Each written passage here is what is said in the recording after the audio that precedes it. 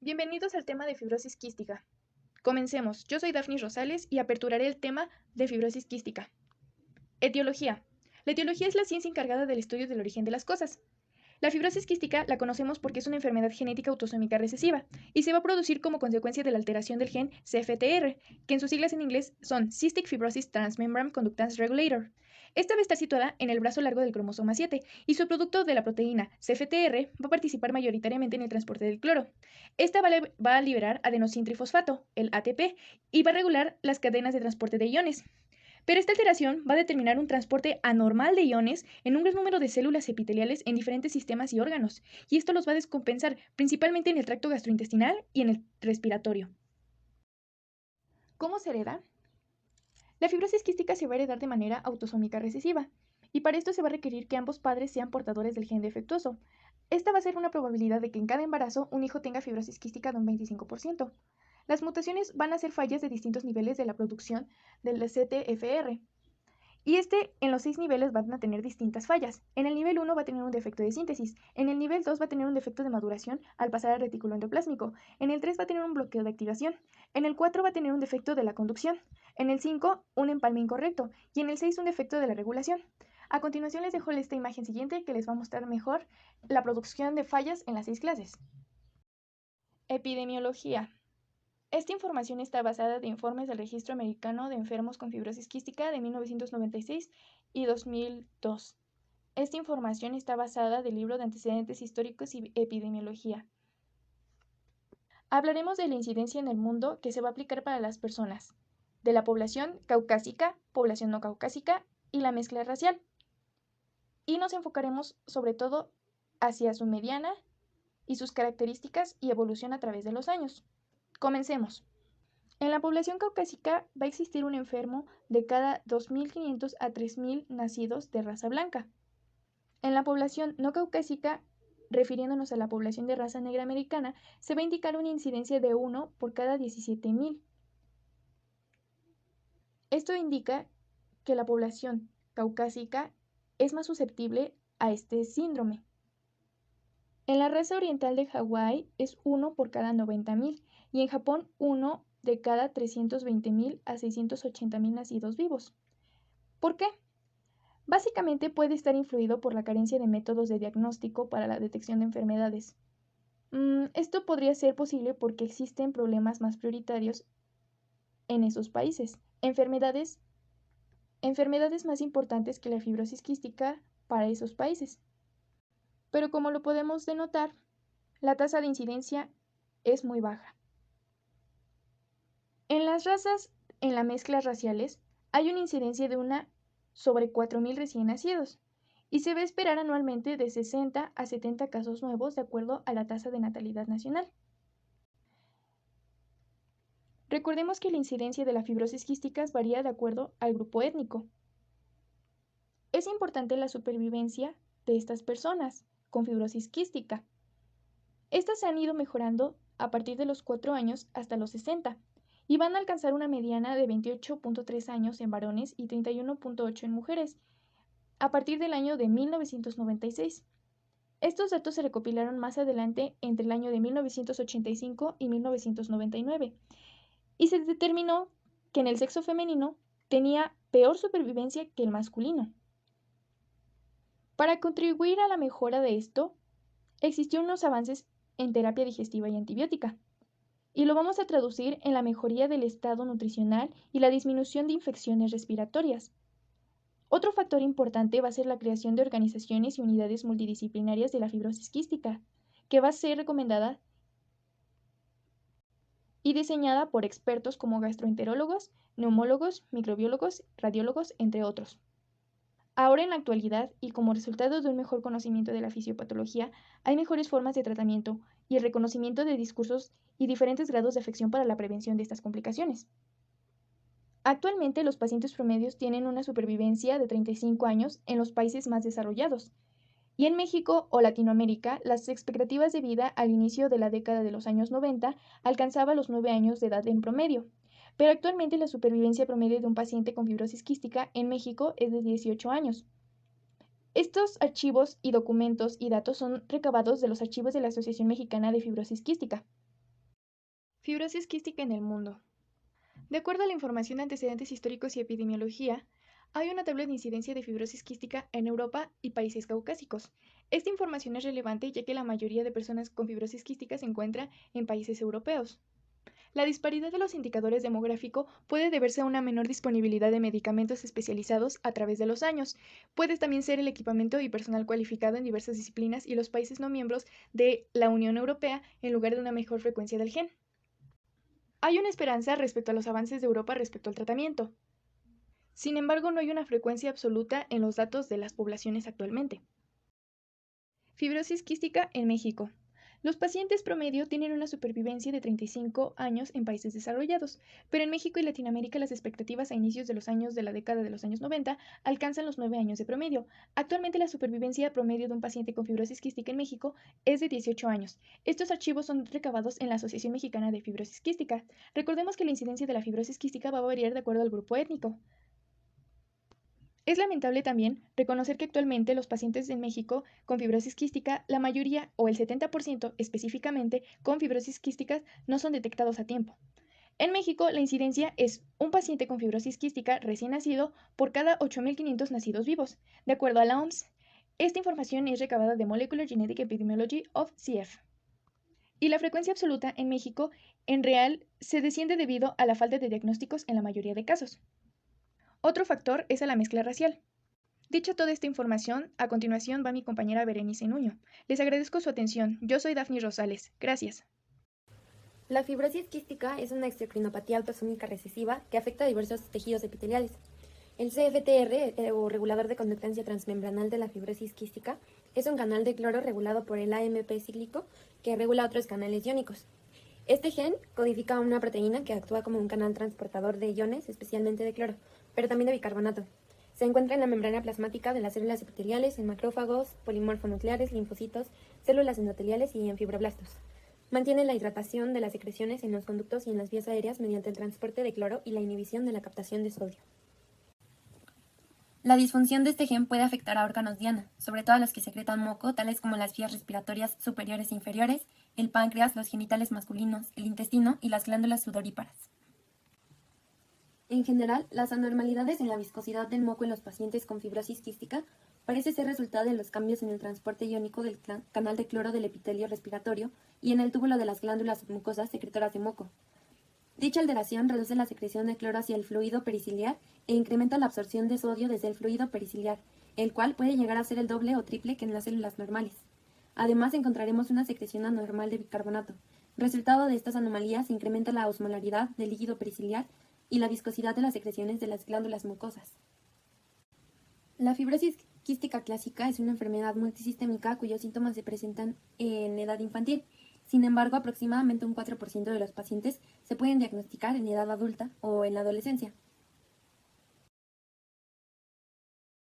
Ahora bien, en cuanto a las manifestaciones clínicas, en las vías aéreas superiores encontraremos parasinusitis y pólipos nasales.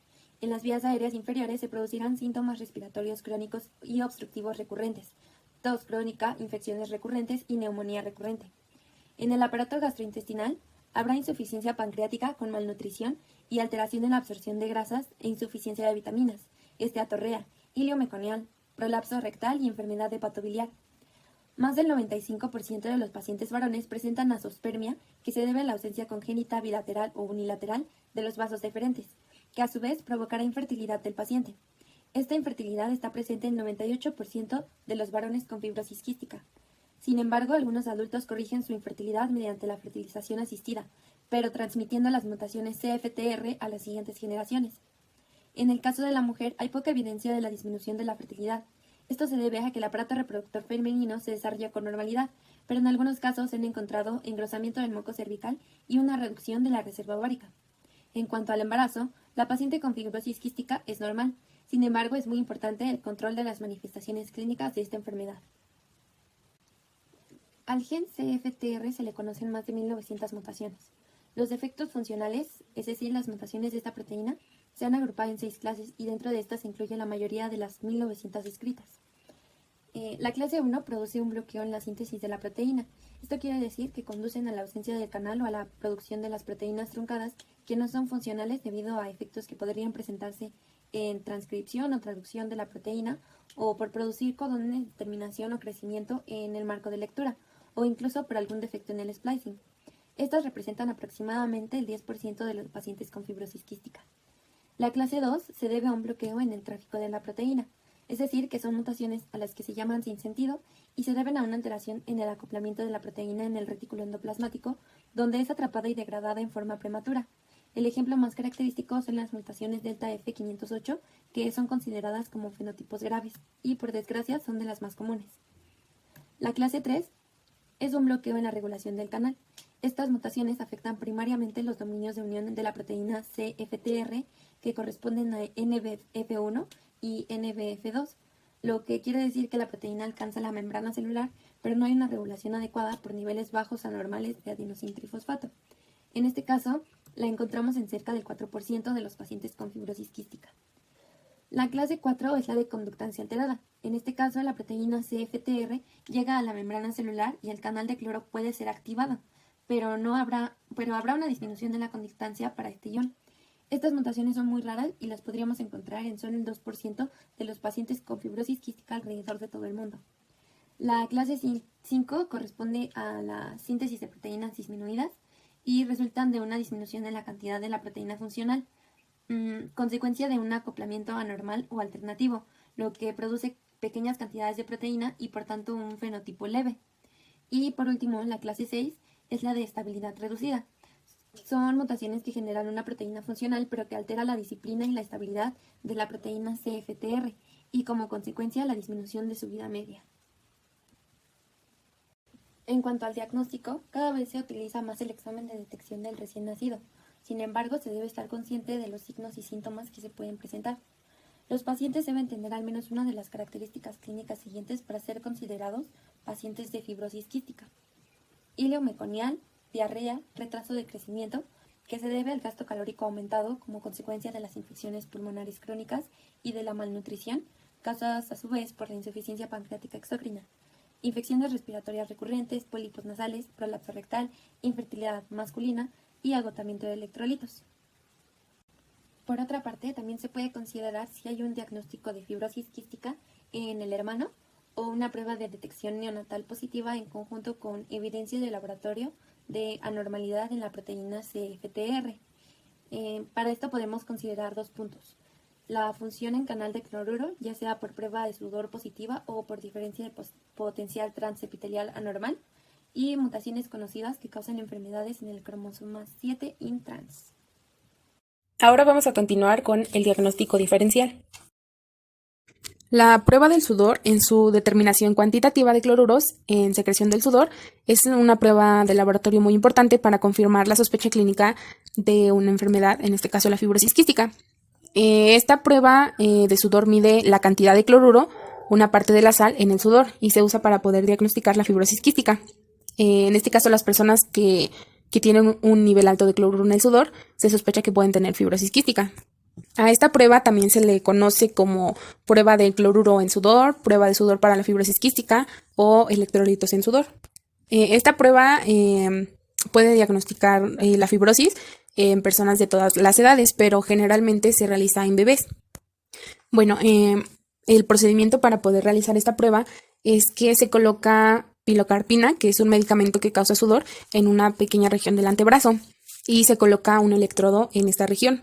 De esta manera se envía una corriente a través del electrodo y esta corriente pues hace que el medicamento se filtre en la piel y esto pues puede causar un poco de hormigueo o calor. Y ya después de que después se retira el electrodo y con cinta adhesiva se pega un pedazo de papel filtro o papel de grasa en el antebrazo para poder acumular el sudor que se esté teniendo.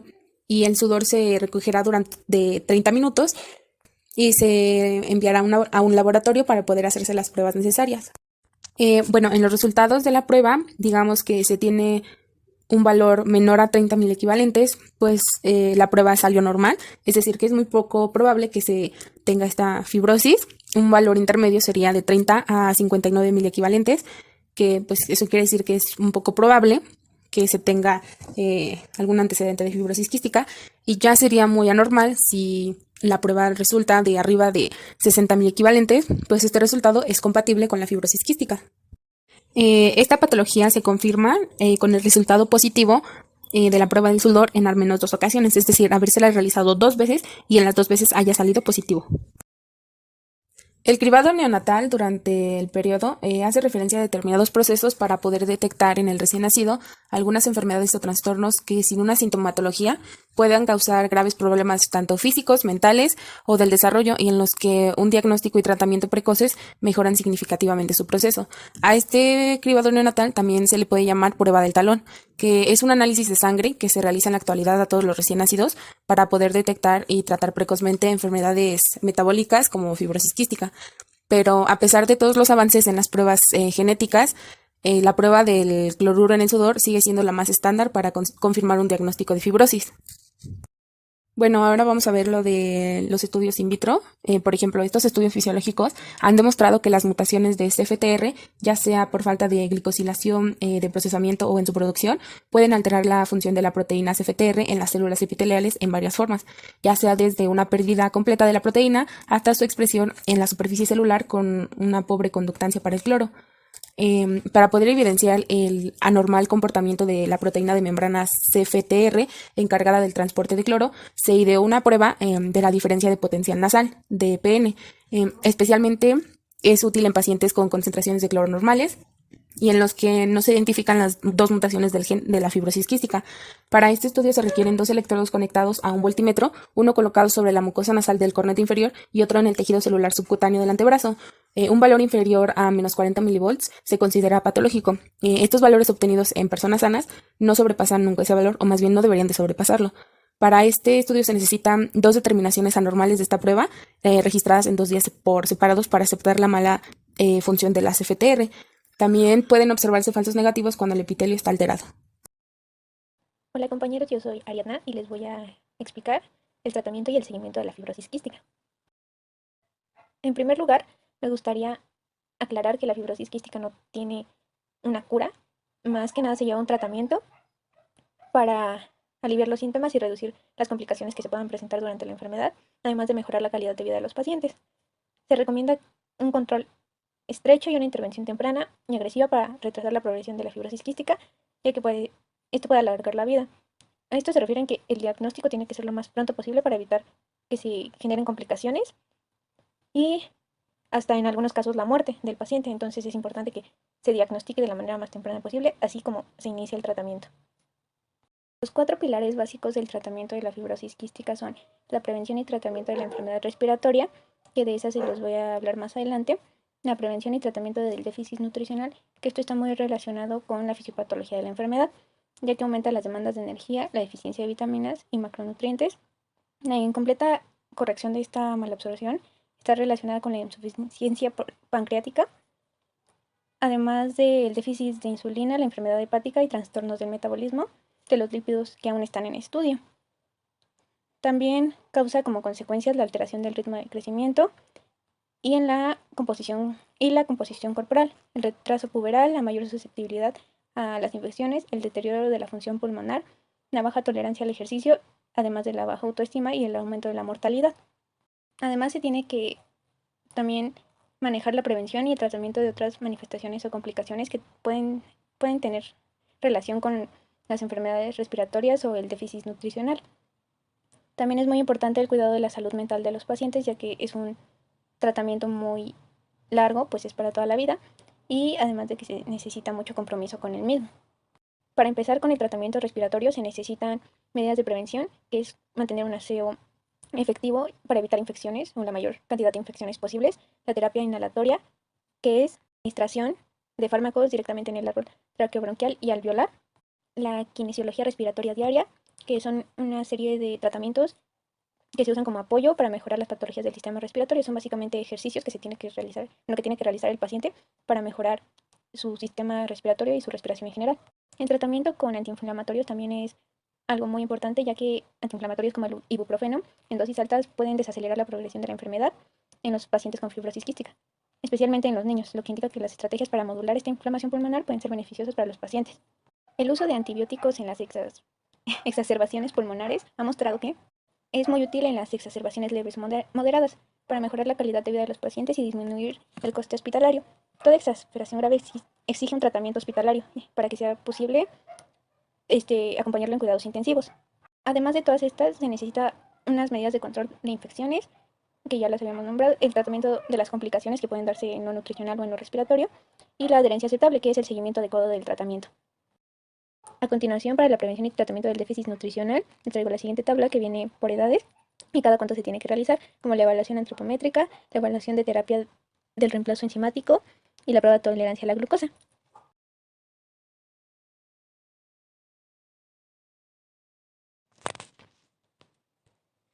El asesoramiento genético es un proceso de comunicación el cual tiene como finalidad proporcionar los elementos de juicio y un marco adecuado para la toma de decisiones de la enfermedad genética que se está hablando.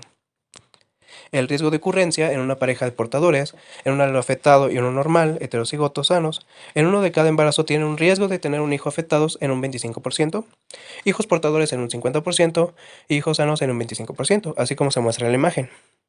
También en una población, los portadores de una mutación en un gen recesivo siempre son los más frecuentes que los afectados.